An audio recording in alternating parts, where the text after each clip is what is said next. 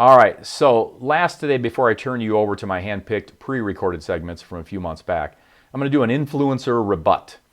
You know, there's never a shortage of those to choose from, and I think it's important to do these rebuts because they are why so many people remain confused and often question the legitimacy of an evidence-based approach like we do here. I have to unlearn so many people because they see this kind of garbage so often in so many different places.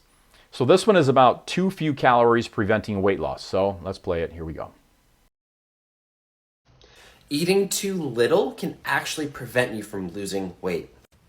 I've had clients who I've told to actually eat more food and they ended up losing weight. They broke through their plateau. So be careful with calorie restricting too much. All right, before I even comment, I have to play this next clip because it's what popped into my head when I saw this guy's video. This is what I'm going to play here is what popped into my head when I saw this guy's video. Is she right? Because I know that's the popular version of what went on there. And a lot of people like to believe that. I wish I could, but I was there. I wasn't here in the classroom hoping I was right, thinking about it. I was up to my knees. Okay, so in case you aren't familiar with that masterpiece of a film, it was from the 1983 Rodney Dangerfield movie called Back to School, and that man asking if she was right was the late comedian Sam Kinison. So he goes on into a rant, of course, but it's that whole is he right? I know a lot of people would like to believe he's right. So the claim is too few calories can prevent weight loss. That's the claim. If you're overweight and your weight is stuck, I need to tell you right now, it's not because you are under eating. In the end, if your weight is stuck for weeks on end, then you are eating on average the exact amount of calories to maintain, exact number of calories you need to maintain. You might think you are eating too little. You might think you are eating less than you need. But if your weight is stuck for 3 weeks straight, you are not eating less than you need. You are not under eating. Energy balance scale, right? Energy balance, output, input, up and down. It ultimately dictates whether you are going to lose weight or not. It just does.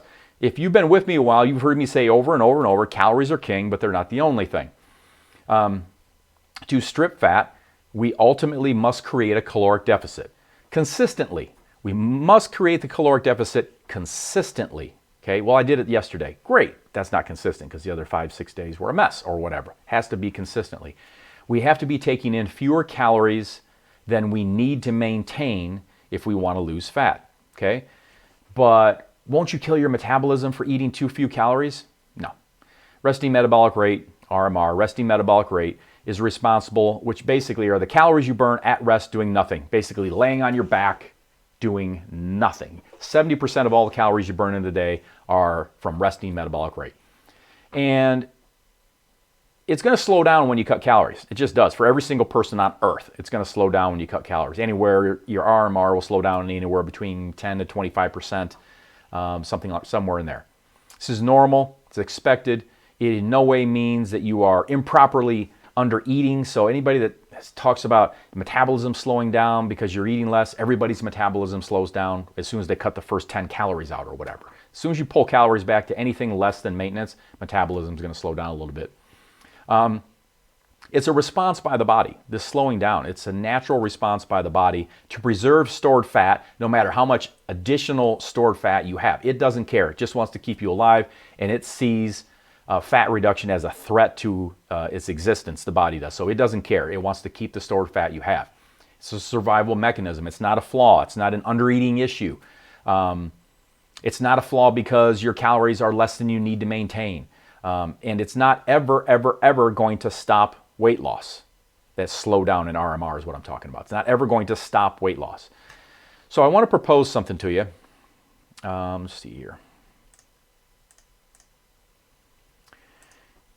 What if you were only to consume a few grams of omega-3 and omega-6 essential fatty acids, So, in nutrients, we have essential fatty acids, we have essential amino acids, and then we've got these other components. So we have essential fatty acids and essential amino acids, and then just to survive, we also need some water, vitamins, and minerals.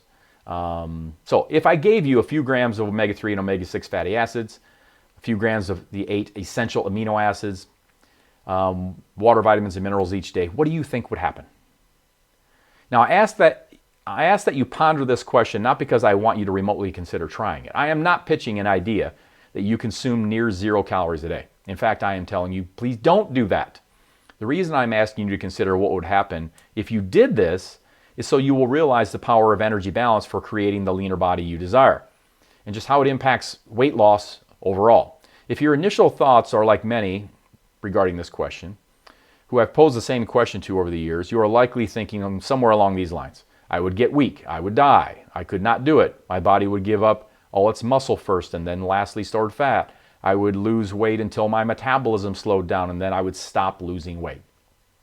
Okay? So regardless of what you are thinking right now, I've got to share a vivid picture of what would happen if you consumed a few grams of omega-3 and omega-6 essential fatty acids, a few grams of the 8 essential amino acids, water, vitamins, and minerals each day, all in about 100 calories a day.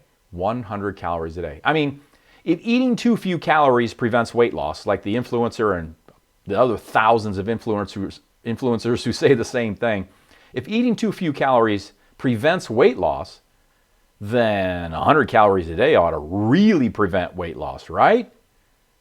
Well, actually, we have evidence of what happens when people are truly starved, living on maybe 100 calories a day, maybe as much as a few hundred calories a day. Eventually, you'd look like a concentration camp victim. One thing that would not happen eating only a few hundred calories a day is your weight staying where it is. It would definitely drop, big time. The starving, emaciated concentration camp survivors, if they are lucky, they ate a few hundred calories a day. If they were lucky, they ate a few hundred calories a day. So undereating will not stop weight loss. It will accelerate it. Is there a too low?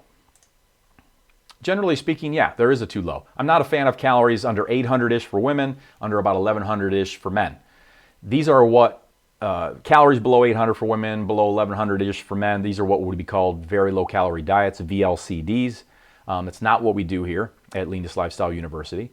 And ideally, I want both women and men eating several hundred calories a day more than the 800 and 1100 respectively. So I'm not advocating a very low calorie diet. It's harder to maintain the nutrients when our calories are, below 800 for women, below 1100 for men. And the very low calorie diets should be monitored by a medical professional, physician probably. But again, back to the original premise. Will a very low calorie diet prevent weight loss? No, it will accelerate it. We have concentration camp victims at a minimum to prove it. So what about the notion that people, he had said, but people started eating more and they started losing weight. So what about that notion that people are eating more and once they started eating more, they started to lose more weight? Hey, there's a lot of factors that go into the real daily human behaviors people live, okay? We are not super controlled lab rats here. And in this free will society we live, one change in something else can create a behavior change elsewhere that wasn't anticipated, isn't being accounted for, isn't even being considered, but it is happening nonetheless. So maybe people in his world or whatever world, my world, Leanness Lifestyle world, whatever, has it ever happened where someone in Leanness Lifestyle, ate a couple hundred more calories a day and started losing more weight? Yeah, but it's not some unexplainable, wow, they started eating more calories and that's why they started losing weight. That's ridiculous. Could it be possible that someone eats 200 calories more than they have been for the last 3 months, 200 calories a day more than they have been for the last 3 months, but they also, for any number of reasons, because they had more energy, because life changed, because behaviors changed, because they hired a trainer, because they got a gym membership, because of this, that, whatever the case, they started exercising more, started walking more, started doing weight training more, whatever. Bottom line is they started eating 200 calories a day more, but they started exercising to the tune of 300 to 400 calories a day burn more. Okay, so we've created a deficit. Yeah, our calories went up a couple hundred, but we're burning 300 to 400 more from additional extra exercise we weren't doing before. Can that happen? Yes, it absolutely can happen. Would that help to explain and be a primary causal factor for why someone would start losing weight when they started eating more? Absolutely. So we can create a caloric deficit by doing that, okay? Again, what's being considered here? So often, those other factors that are influenced, and it's not a direct one-to-one correlation either, relationship where it's like, well, I'm just going to tell you what you've got to do is you've got to eat 300 to 500 more calories a day so that you will exercise more. It doesn't necessarily work that way. There's millions of people that would just eat 300 to 500 calories a day or more and not exercise a lick more. And now we've got the scale doing this where calories are up here, inputs up here, output exercises down here, and we're going to stay the same or gain weight. So it isn't you just can't say, increase your calories and you will exercise more. Increase your calories and your non-exercise, activity thermogenesis, your NEAT, the knee bouncing and the various things where you're burning calories doing almost nothing. That's going to increase for sure if you bring your calories up. There's no for sure. There is no for sure. I'm just trying to help explain the fact that calories being reduced doesn't stop or prevent weight loss. Again, concentration camp victims. And again, trying to explain that why would someone who did add some more calories possibly start to lose some weight? It's going to be because they increased their output. Period. Well, not period. It's not a period because I'd fall in the same camp as everyone else. Will there be slight adjustments in hormone? Will there be slight adjustments in RMR? Will there be slight adjustments here and there? Tiny, tiny little adjustments? Yeah, but the bottom line is increasing your calories, if you don't change your output, is not going to automatically start causing weight loss to occur. It's not going to happen. It might impact that you exercise more, but your weight loss isn't going to improve just because you increased your calories, okay? Again, in the end, energy balance determines whether our weight goes up, stays the same, or goes down. We've got 3 levers to pull to change energy balance. Total calories consumed, total activity for burning more calories, sum of both. Usually we try to do sum of both, right? Try to impact the calories that we're consuming, try to impact the activity throughout the day through exercise and other life activity for burning more calories, all right? So too many calories consumed, too few calories expended from activities, sum of both will explain why your weight is staying the same or going up if we look at your trend for any 3-week period. Day to day, nah, come on. That's not a good guide to go on. Too many daily factors can swing your weight through water weight shifts, and you could go up 1 pound, 2, 3 in a day, go down 1 pound, 2 or 3 in a day, and it could be all water weight related. What we're looking at here is a 3-week trend, okay? All right. So your weight is not staying the same or going up because you're under eating. 100%, absolutely, 100%, unequivocal, true. It is not going up or staying the same because you're under eating. And remember, in the end, as much as some of these guys worry themselves sick over people under eating, overeating is much more serious of a problem than under eating, and particularly in developed nations. Okay? All right. So last week I did a influencer rebut, right, on this guy. And so let's circle back. I'm going to use that phrase, circle back. Isn't that a phrase we're supposed to use now in 2022? Circle back. So I wanted to revisit the position I took last week when I did this influencer rebut. And as a reminder, this guy said, as it says right on his caption there above his head, that eating too few calories can prevent weight loss. To summarize what I said last week, I said that not only would eating too little not prevent weight loss, but it would accelerate it to the point, and proven by concentration camp victims, that emaciation or even death could occur for eating too little. My point was and still is that if eating too little prevents weight loss, then if you're living on what these poor souls were, anywhere from nothing to a few hundred calories a day, you should have a hell of a time losing weight if what the influencer said was true. Well, in this 2020 published study in the Journal of Diabetes Research, they looked at the efficacy of intermittent or continuous very low energy diets in overweight and obese individuals with type 2 diabetes. So this study, again, didn't find any noteworthy outcome differences between intermittent and continuous dieting strategies. But that's not even really what I want to focus on here. What I want to highlight here is what they said about 3 dietary conditions they looked at, whether the person was creating the deficit, regardless of whether the person was creating the deficit by intermittent restriction or continuous restriction. Okay? So first, they looked at 3 dieting conditions, like I said, beyond the intermittent continuous restriction and continuous restriction. They looked at moderate energy restriction, MER, which is defined by them as a slight diet intervention method which provides energy less than whatever a person would normally eat on their own, but more than 1,600 calories a day. Okay, and then they looked at a low energy diet, people that were on that, and these people were consuming between 800 and 1,600 calories a day. For most of our females and a lot of our males, that's exactly where you guys are, LED, low energy diet. And then they looked at very low energy diet, which is, as I discussed last week, I called it a VLCD, very low calorie diet, same thing. And that's less than, defined by them as less than 800 calories a day. Okay? So there's the 3 things they wanted to look at and see how it impacted, diabetes and so forth. And this is all in line with what I've said for years and definitely what I said last week. So in this study, this was a review study, and what they did is they reviewed 18 previous studies involving a total of 911 participants, and here's what they found.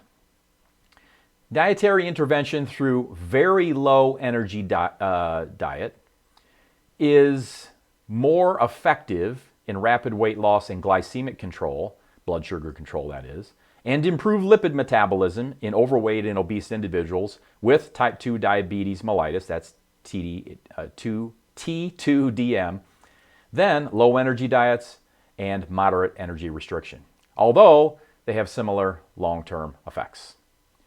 Okay, so dietary intervention through VLEDs is more effective in rapid weight loss and glycemic control and improved metabolism in overweight and obese individuals with type 2 diabetes than the LEDs and MERs, although they have similar long-term effects.